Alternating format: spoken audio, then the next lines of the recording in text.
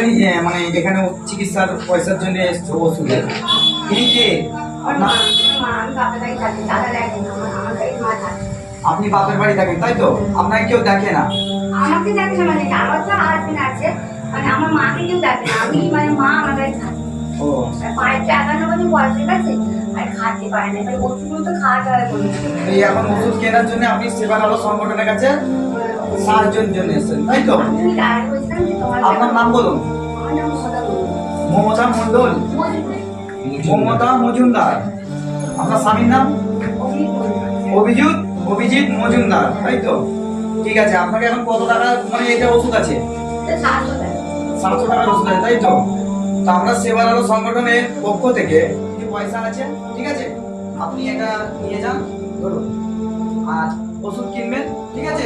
আমাকে আমাকে দেখিয়ে দিও। আমাদের টাকাতে হবে না, না না তবুও আপনাকে সেবার আলো সংগঠনের তরফ থেকে এই অর্থটা সবাই মিলে দিল। আমরা সবাইকে ঠাকুরের আশীর্বাদ দোয়া করে আল্লাহর দোয়া করছি, দোয়া করছি সবাই যেন বয়স্ক মানুষকে যে এটা উপকার করছি সবাই আমরা ভালো।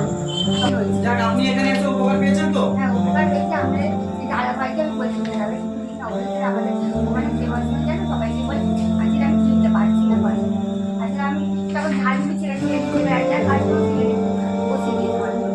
যাক, আপনি পেয়েছেন তো, পয়সা পেয়েছেন তো, খুশি তো?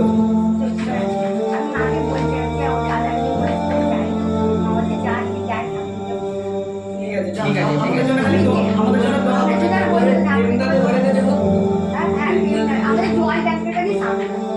এই জয়েন্ট ব্যাংকে। হ্যাঁ ব্যাংকের জয়েন্ট সামনে। Joint bank. ঠিক আছে, আপনি যান, গিয়ে পয়সাটা নিয়ে যান।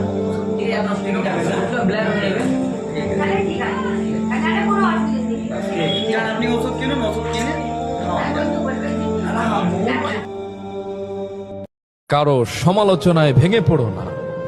মনে রাখবে তোমার ভেতরে এমন কিছু আলোচনা আছে যা তোমার সমালোচকদের ভেতরে নাই, তাই তারা তোমাকে ঈর্ষা করে। তোমার সফলতা দেখে তাদের জেলাস ফিল হয়।